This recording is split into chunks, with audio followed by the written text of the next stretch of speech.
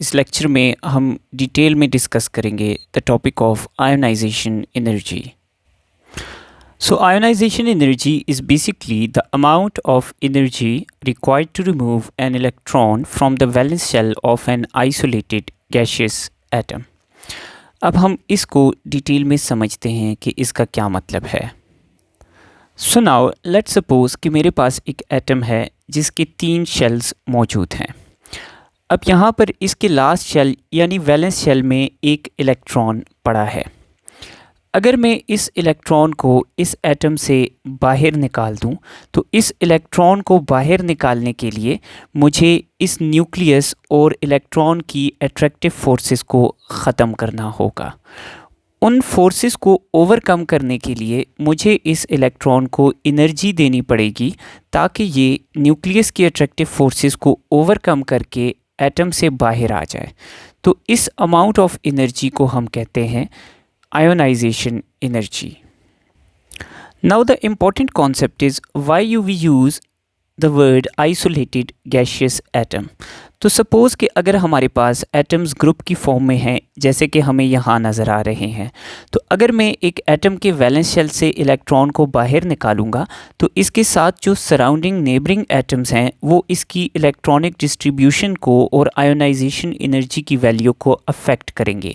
इसलिए ionisation energy की accurate value determine करने के लिए एटम का आइसोलेटेड होना लाजमी है। अगर हम आयोनाइजेशन एनर्जी की इक्वेशन देखें तो suppose we have an atom X that is in gaseous phase.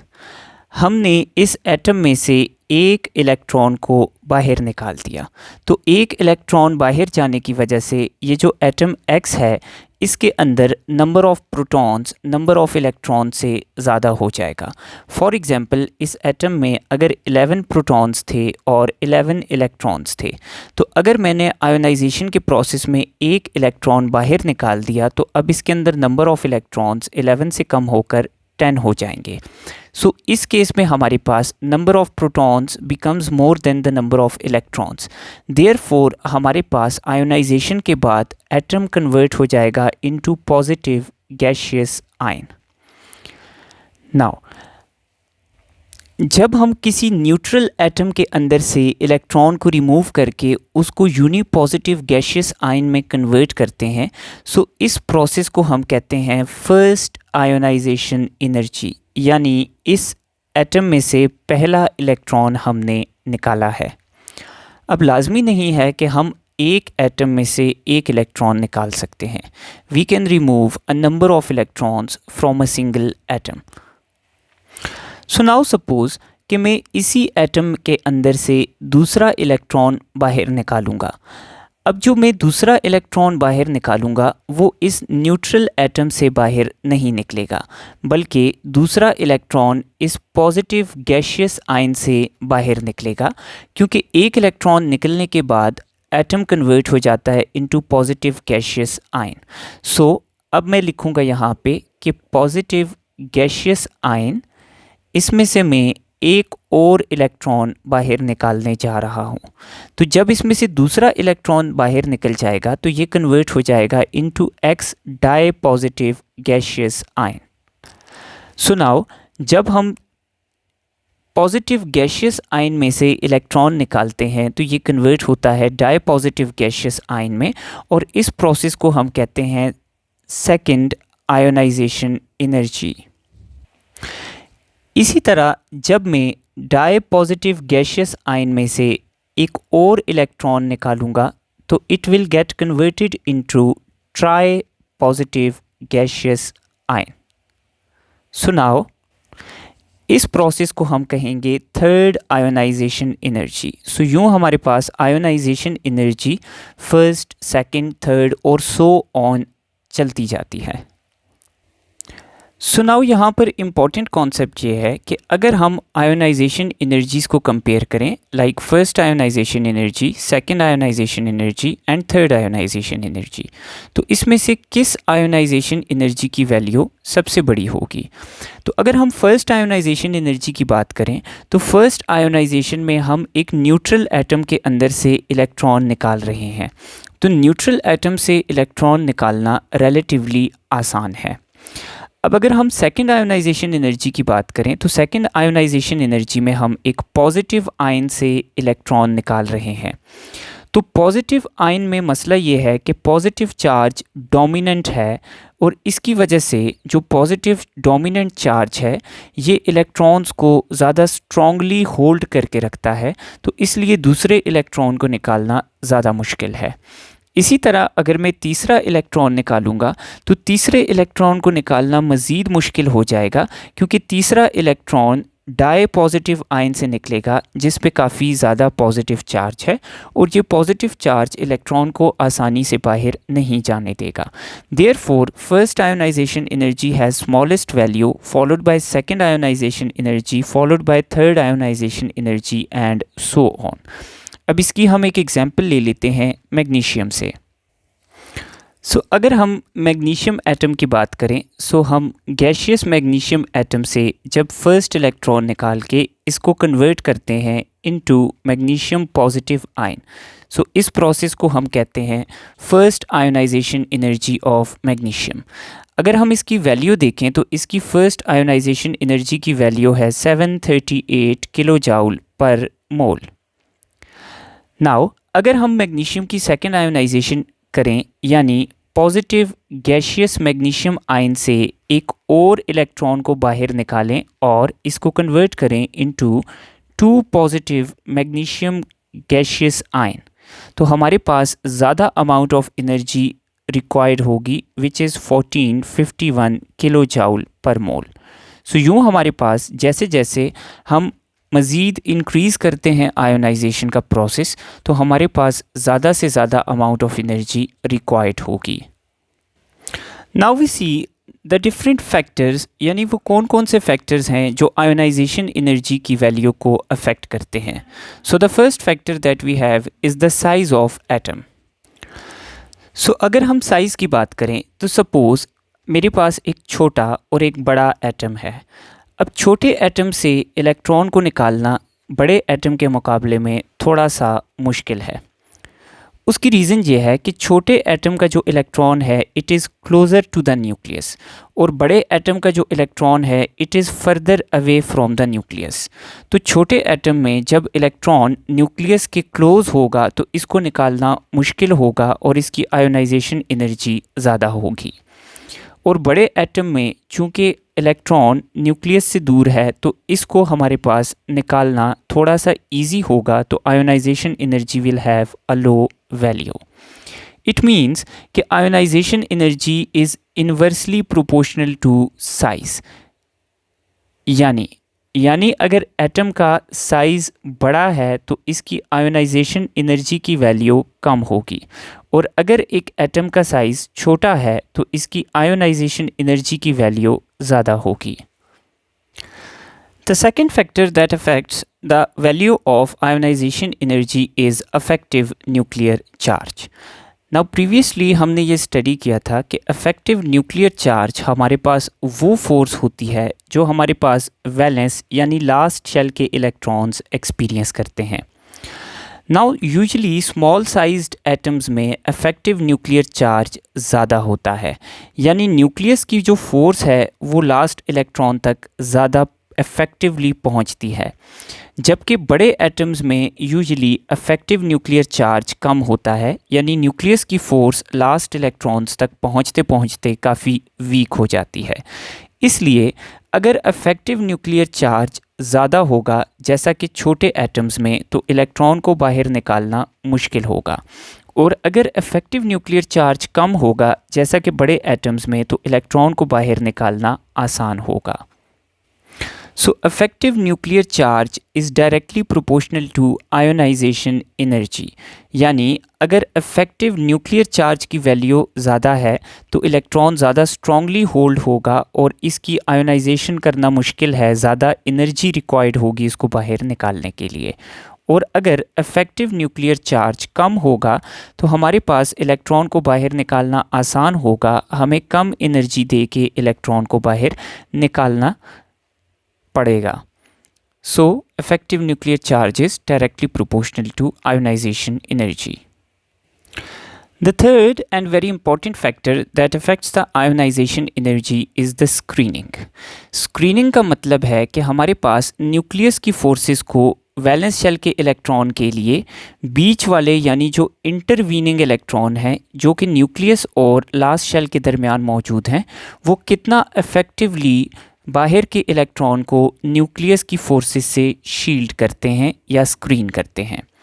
Now अब हमारे पास न्यूक्लियस और लास्ट शेल के इलेक्ट्रॉन के दरमियान जितने ज़्यादा इलेक्ट्रॉन्स होंगे उतनी ही शील्डिंग जो है वो ज़्यादा होगी। So let's take two atoms that we are shown.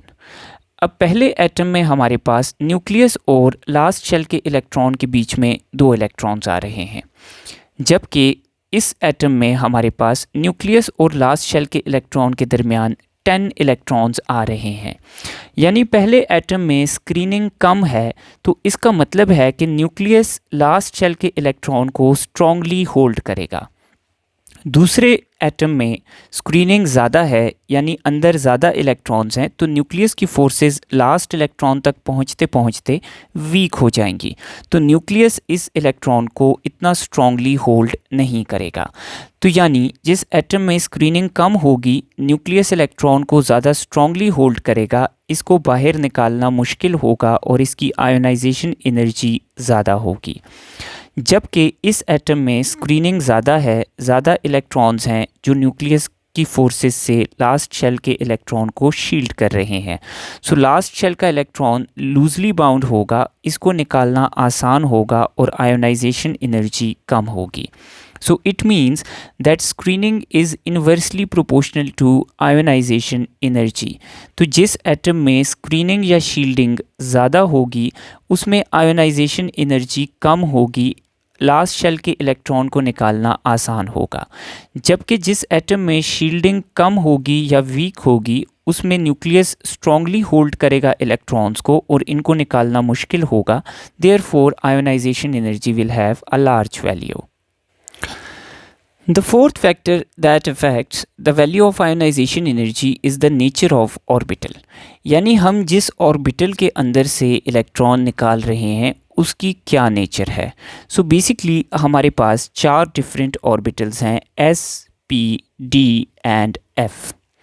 Now we know कि S ऑर्बिटल की पेनिट्रेशन सबसे ज़्यादा है, followed by P, followed by D, followed by F। So इसका मतलब है कि S का इलेक्ट्रॉन न्यूक्लियस के सबसे करीब है, followed by P, followed by D, followed by F। सो इसको हम डायग्रामेटिकली समझते हैं। नाउ सपोज कि मैं एक ही शेल के 3 ऑर्बिटल्स बनाता हूँ। This circular one is S, this double shaped is P and this double shape is D। Now suppose कि मैंने एक ही शेल के तीनों ऑर्बिटल्स बनाए, एक ऑर्बिटल है S, एक ऑर्बिटल है P और एक है D। नाउ S का इलेक्ट्रॉन अगर हम देखें तो न्यूक्लियस के ज़्यादा करीब है, सो इसको बाहर निकालना मुश्किल होगा क्योंकि ये न्यूक्लियस के करीब है, न्यूक्लियस इसको ज़्यादा स्ट्रांगली होल्ड करेगा। P का इलेक्ट्रॉन न्यूक्लियस से थोड़ा सा दूर है, इसको निकालना S के इलेक्ट्रॉन के मुकाबले में आसान होगा। और D का इलेक्ट्रॉन न्यूक्लियस से सबसे दूर है तो इसको बाहर निकालना सबसे ज़्यादा आसान होगा और F के इलेक्ट्रॉन को निकालना और भी आसान होगा। सो हमारे पास S ऑर्बिटल की अंदर से अगर हम इलेक्ट्रॉन निकालेंगे तो ionization energy will be maximum in that case. और अगर हम सेम ऑर्बिटल के F सब शेल के अंदर से इलेक्ट्रॉन निकालेंगे तो इसको निकालना सबसे आसान होगा और ionization energy will have the lowest value. Now let's discuss the trends of ionization energy in the periodic table. तो सबसे पहले हम देखते हैं कि पीरियोडिक टेबल में down the group ionization energy कैसे वेरी करेगी। सो इसके लिए हम एग्जाम्पल लेते हैं ग्रुप नंबर 1 की। सो वी नो कि जैसे जैसे हम डाउन द ग्रुप जाते हैं तो हमारे पास सक्सेसिव एलिमेंट्स में नंबर ऑफ शेल्स इंक्रीज़ होते हैं। For example lithium belongs to period 2, तो इसके अंदर टोटल हमारे पास 2 शेल्स हैं। सोडियम बिलोंग्स टू पीरियड 3, तो इसके अंदर हमारे पास टोटल 3 शेल्स हमें देखने को मिलेंगे। इसी तरह पोटाशियम में 4, रुबिडियम में 5, सीजियम में 6 और फ्रांसियम के एटम में 7 शेल्स होंगे। तो जैसे जैसे हम डाउन द ग्रुप प्रोसीड करते हैं तो डाउन द ग्रुप हमारे पास नंबर ऑफ शेल्स और एटम का साइज़ इंक्रीज़ होगा। सो डाउन द ग्रुप हमारे पास basically what increases, number of shells increase होंगे। इसके अलावा साइज़ ऑफ एटम इंक्रीज़ होगा।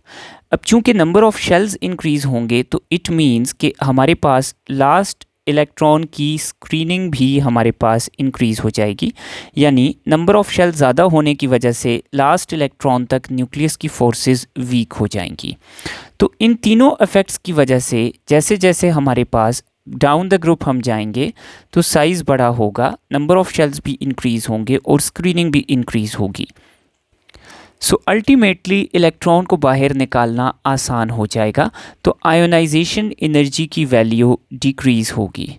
So down the group ionization energy decreases. For example अगर हम लिथियम की आयोनाइजेशन एनर्जी देखें तो इट इज़ 520 किलो जाउल्स पर मोल। अगर इसके कंपैरिजन में हम सोडियम की आयोनाइजेशन एनर्जी देखें तो इट इज़ 496 किलो जाउल पर मोल। So similarly ionization energy decreases down the group, और इसमें जनरली कोई एक्सेप्शन हमें देखने को नहीं मिलती किसी भी ग्रुप के अंदर। नाउ लेट्स सी कि हमारे पास along the period ionization energy के क्या ट्रेंड्स हैं। सो इनको समझने के लिए हम सेकंड पीरियड की एग्जांपल लेते हैं। सो वी नो कि जैसे जैसे हम अलोंग द पीरियड मूव करते हैं तो अलोंग द पीरियड हमारे पास एटम्स की साइज़ डिक्रीज़ करता है। So important thing along the period is that size of atom decreases, जो कि हमने डिस्कस किया था साइज़ के अंदर कि it is due to increasing effective nuclear charge. अब जैसे जैसे साइज़ डिक्रीज़ करेगा तो लास्ट शेल न्यूक्लियस के ज़्यादा करीब आएगा, तो लास्ट शेल का इलेक्ट्रॉन न्यूक्लियस के करीब आता जाएगा, तो हमारे पास जनरली आयोनाइजेशन एनर्जी इंक्रीज़ होगी। तो along the period size decrease होने की वजह से आयोनाइजेशन एनर्जी इंक्रीज़ करती है अलोंग द पीरियड। नाउ अगर हम अलोंग द पीरियड 2 में आयोनाइजेशन एनर्जी की वैल्यूज़ को स्टडी करें तो हमें कुछ जगहों पे ये नज़र आ रहा है कि आयोनाइजेशन एनर्जी इंक्रीज़ होने की बजाय डिक्रीज़ हो गई है। फॉर एग्जांपल हम ग्रुप 1 से ग्रुप 2 पे गए तो आयोनाइजेशन एनर्जी एक्सपेक्टेशन के मुताबिक इंक्रीज़ हुई, लेकिन ग्रुप 2 की आयोनाइजेशन एनर्जी ग्रुप 3 से ज़्यादा है। ग्रुप 3 पे जाके आयोनाइजेशन एनर्जी इंक्रीज़ होने की बजाय ग्रुप 2 से डिक्रीज़ होती है। देन ग्रुप 4 की ज़्यादा है, ग्रुप 5 की अगेन ज़्यादा है। नाउ ग्रुप 6 की आयोनाइजेशन एनर्जी ग्रुप 5 से ज़्यादा होने की बजाय कम है। देन ग्रुप 7 की ज़्यादा है और ग्रुप 8 की ज़्यादा है। सो इट मीन्स कि हमारे पास जो ग्रुप 3 के एलिमेंट्स हैं और जो ग्रुप 6 के एलिमेंट्स हैं ये एक्सपेक्टेशन से कम आयोनाइजेशन एनर्जी शो कर रहे हैं। इनको ग्रुप 2 और ग्रुप 5 से ज़्यादा वैल्यू शो करनी चाहिए, लेकिन ये कम वैल्यू शो कर रहे हैं। सो आइए देखते हैं कि इसका रीज़न क्या है। नाउ अगर हम ग्रुप 2 और ग्रुप 3 के एलिमेंट्स को कंपेयर करें तो ग्रुप 2 के लास्ट शेल की कन्फिग्रेशन है S2 एंड ग्रुप 3 के लास्ट शेल की कन्फिग्रेशन है S2P1। नाउ जब हम ग्रुप 2 के एलिमेंट के लास्ट शेल से इलेक्ट्रॉन निकालेंगे तो वो s ऑर्बिटल से बाहर निकलेगा, और जब हम ग्रुप 3 के लास्ट शेल से इलेक्ट्रॉन निकालेंगे तो वो p ऑर्बिटल से बाहर निकलेगा। नाउ हमने पहले भी देखा कि आयोनाइजेशन एनर्जी में हमारे पास पेनिट्रेशन का क्या रोल है, यानी s से इलेक्ट्रॉन निकालना मुश्किल है, p से इलेक्ट्रॉन निकालना आसान। तो चूंकि ग्रुप 2 का इलेक्ट्रॉन s से निकलता है और ग्रुप 3 के एलिमेंट का इलेक्ट्रॉन p से निकलता है, देयरफॉर ग्रुप 3 के इलेक्ट्रॉन को निकालना आसान है कंपेयर टू ग्रुप 2। सो इस वजह से ग्रुप 2 की एलिमेंट्स की आयोनाइजेशन एनर्जी ग्रुप 3 से ज़्यादा है, और ये हमारे पास ऑलमोस्ट ऑल पीरियड्स में कंटिन्यू करती है। नाउ अगर हम कंपेयर करें ग्रुप 5 और ग्रुप 6 को, तो ग्रुप 5 के लास्ट शेल की कन्फिग्रेशन है S2P3, जबकि ग्रुप 6 के लास्ट शेल की कन्फिग्रेशन है S2P4। नाउ वी नो कि कोई भी ऑर्बिटल वो अगर फिल्ड हो या हाफ फिल्ड हो, दोनों कंडीशंस में वो स्टेबल होगा। नाउ अगर हम ग्रुप 5 को देखें तो इसका जो p ऑर्बिटल है ये हाफ फिल्ड है, क्योंकि p orbital maximum 6 electrons hold कर सकता है। ग्रुप 5 में p ऑर्बिटल में 3 इलेक्ट्रॉन्स हैं, तो ये हाफ फिल्ड है और हमारे पास ये स्टेबल होगा। अगर हम ग्रुप 6 के p की बात करें तो ये ना हाफ फिल्ड है ना फुल फिल्ड है, तो ये ग्रुप 5 के मुकाबले में कंपैरेटिवली अनस्टेबल है। नाउ अगर हम ग्रुप 5 के एलिमेंट से इलेक्ट्रॉन बाहर निकाल देते हैं तो इसकी कन्फिग्रेशन कन्वर्ट हो जाएगी S2P2 में। और अगर हम ग्रुप 6 के एलिमेंट के अंदर से इलेक्ट्रॉन को एक्सपेल करेंगे तो अब इसकी कन्फिग्रेशन बन जाएगी S2P3। तो अब अगर हम ग्रुप 5 को देखें तो इलेक्ट्रॉन निकालने के बाद इसका p ऑर्बिटल P3 से P2 में कन्वर्ट हो गया, यानी ये स्टेबल से अनस्टेबल हो गया। और अगर हम ग्रुप 6 को देखें तो इसका लास्ट शेल के इलेक्ट्रॉन निकालने के बाद इसका P4 P3 में कन्वर्ट हो गया, यानी ये स्टेबल हो गया। तो अगर हम ग्रुप 5 से इलेक्ट्रॉन निकालेंगे तो इसकी कन्फिग्रेशन स्टेबल से अनस्टेबल हो जाएगी, और अगर हम ग्रुप 6 से इलेक्ट्रॉन निकालेंगे तो इसकी कन्फिग्रेशन अनस्टेबल से स्टेबल हो जाएगी। इसका मतलब ये हुआ कि ग्रुप 6 के एलिमेंट्स आसानी से इलेक्ट्रॉन निकालेंगे क्योंकि उनकी कन्फिग्रेशन इलेक्ट्रॉन निकालने के बाद स्टेबल हो जाती है, और ग्रुप 5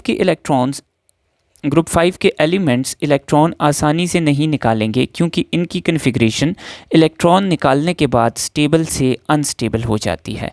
देयरफॉर ग्रुप 5 की आयोनाइजेशन एनर्जी की वैल्यू ग्रुप 6 से बड़ी होगी। So these two trends are very important to remember because they are one of the most frequently asked questions in your entry test exam. So अगर हम period 2 और period 3 दोनों में ionisation energy का trend देखें अलॉन्ग द पीरियड, तो group 2 के elements की आयोनाइजेशन एनर्जी ग्रुप 1 से ज़्यादा है, ग्रुप 3 वालों की ग्रुप 2 से कम है, देन ग्रुप 4 वालों की ग्रुप 3 से ज़्यादा है, ग्रुप 5 की ग्रुप 4 से ज़्यादा है, यहाँ पे ग्रुप 6 की ग्रुप 5 से कम होगी, देन ग्रुप 7 की ज़्यादा होगी और ग्रुप 8 की सबसे ज़्यादा होगी।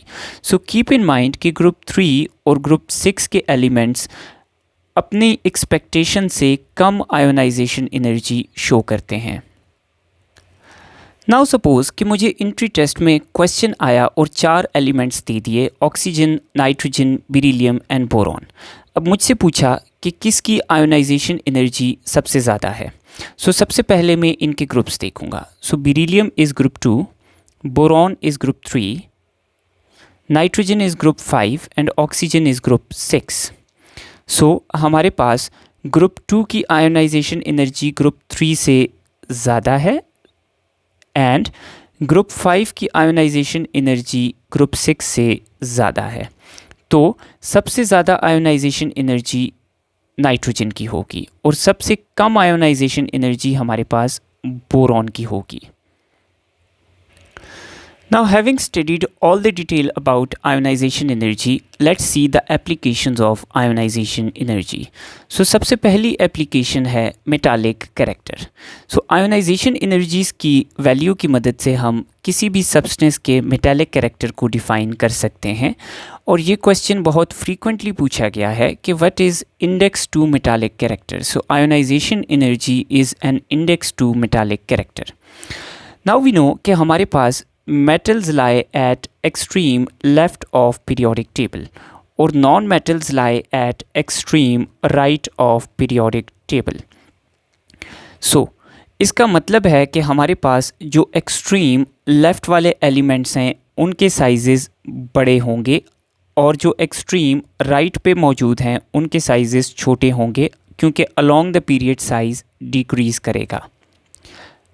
अब अगर हम आयोनाइजेशन एनर्जी देखें तो नॉन मेटल्स छोटा साइज़ होने की वजह से इनकी आयोनाइजेशन एनर्जी की वैल्यू ज़्यादा होगी और मेटल्स का साइज़ बड़े होने की वजह से इनकी आयोनाइजेशन एनर्जी की वैल्यू यूजुअली कम होगी।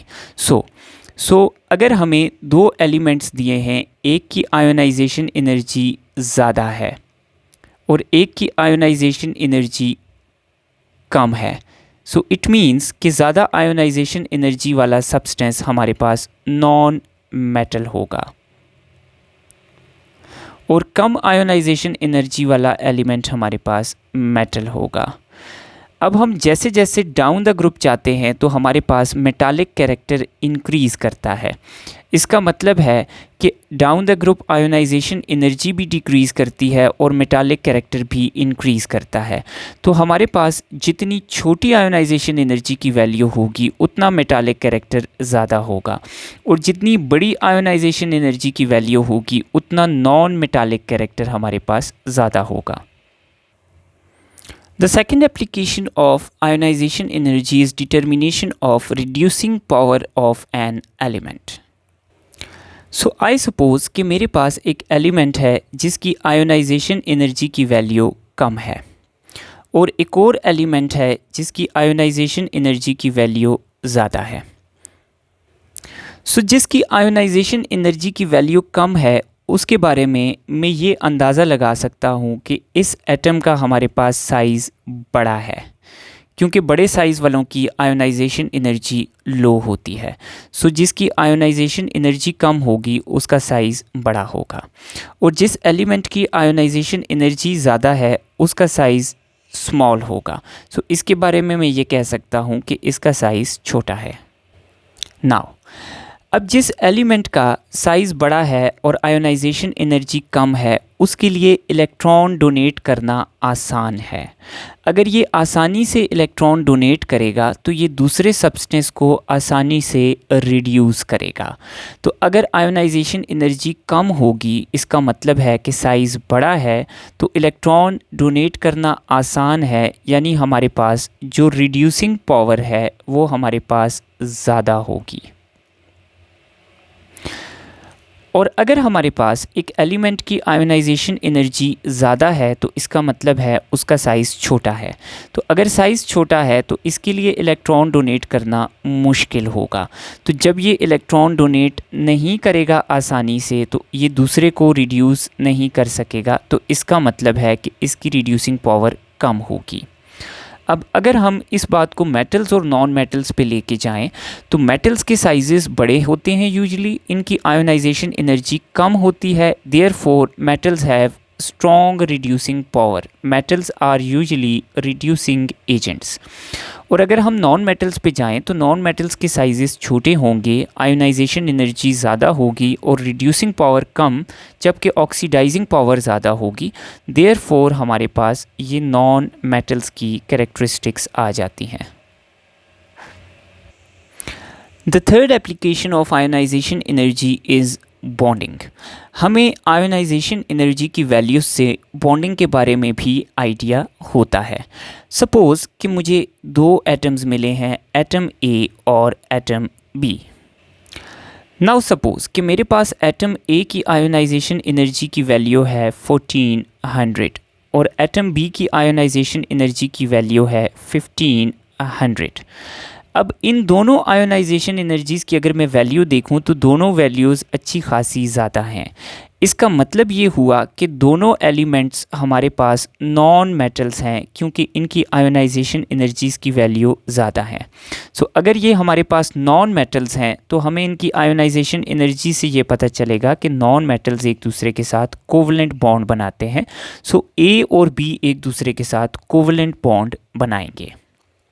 नाउ सपोज़ कि मेरे पास एलिमेंट ए की आयोनाइजेशन एनर्जी की वैल्यू है 200 और एलिमेंट बी की आयोनाइजेशन एनर्जी की वैल्यू है 350।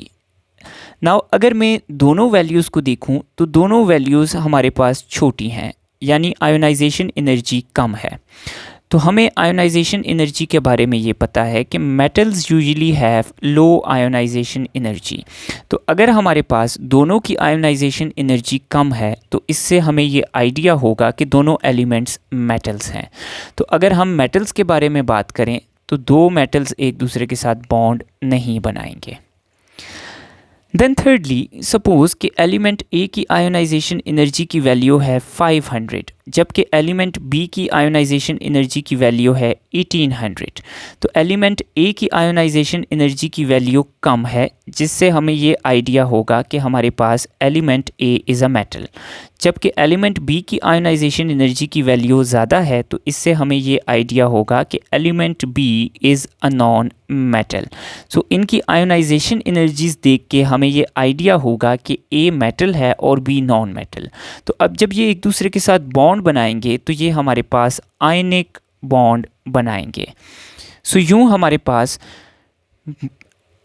आयोनाइजेशन एनर्जी की वैल्यू से बॉन्डिंग की डिटर्मिनेशन की जा सकती है। Now the last application of ionization energy is determination of valency of an element. हम किसी भी एलिमेंट की सक्सेसिव आयोनाइजेशन एनर्जी की वैल्यू से उसकी वैलेंसी को डिटरमिन कर सकते हैं। Now इसको समझने के लिए लेट्स इग्नोर दिस एटम। हम 4 आयोनाइजेशन एनर्जीज की वैल्यू लेते हैं फॉर द सेम एटम। सो एक एटम की फर्स्ट आयोनाइजेशन एनर्जी है 200, second is 500, third is 1200 and fourth is 1500। सो हमें एक एलिमेंट की 4 सक्सेसिव आयोनाइजेशन एनर्जीज़ की वैल्यूज़ मिल गई। अब इन वैल्यूज़ से हम एलिमेंट का ग्रुप नंबर या वैलेंसी डिटरमिन कर सकते हैं। अब समझने के लिए हम डायग्राम पे जाते हैं। अब अगर हम फर्स्ट आयोनाइजेशन एनर्जी की वैल्यू देखें तो ये 200 है, सेकंड की उससे ज़्यादा है एज एक्सपेक्टेड, थर्ड की उससे ज़्यादा है एज एक्सपेक्टेड, फोर्थ की उससे ज़्यादा है एज एक्सपेक्टेड। तो ये हमारे पास रूल के मुताबिक हैं। अब अगर हम फर्स्ट आयोनाइजेशन एनर्जी और सेकंड आयोनाइजेशन एनर्जी के दरमियान गैप देखें तो इतना ज़्यादा नहीं है, लेकिन जब हम सेकंड और थर्ड आयोनाइजेशन एनर्जी के दरमियान गैप देखते हैं तो यहाँ पे हमारे पास इन दोनों आयोनाइजेशन एनर्जीज़ के दरमियान गैप काफ़ी ज़्यादा है। अब थर्ड और फोर्थ आयोनाइजेशन एनर्जी के दरमियान गैप फिर इतना ज़्यादा नहीं है। तो अब ये जो सेकंड और थर्ड आयोनाइजेशन एनर्जी के दरमियान जो गैप है, ये हमें आइडिया देता है कि एलिमेंट की वैलेंसी क्या है। सो इसको हम डायग्राम से समझते। सो अगर हमने फर्स्ट इलेक्ट्रॉन वैलेंस शेल से निकाल दिया तो आयोनाइजेशन एनर्जी आई 200 जो कि एक नॉर्मल वैल्यू है। देन सेकंड इलेक्ट्रॉन जब हमने निकाला वैलेंस शेल से तो इसकी आयोनाइजेशन एनर्जी की वैल्यू आई 500 जो कि एक्सपेक्टेशन के मुताबिक 200 से ज़्यादा है। अब सेकंड के बाद जो हमारे पास थर्ड इलेक्ट्रॉन निकल रहा है उसकी आयोनाइजेशन एनर्जी की वैल्यू सेकंड से बहुत ज़्यादा है। अब उसकी वजह क्या है?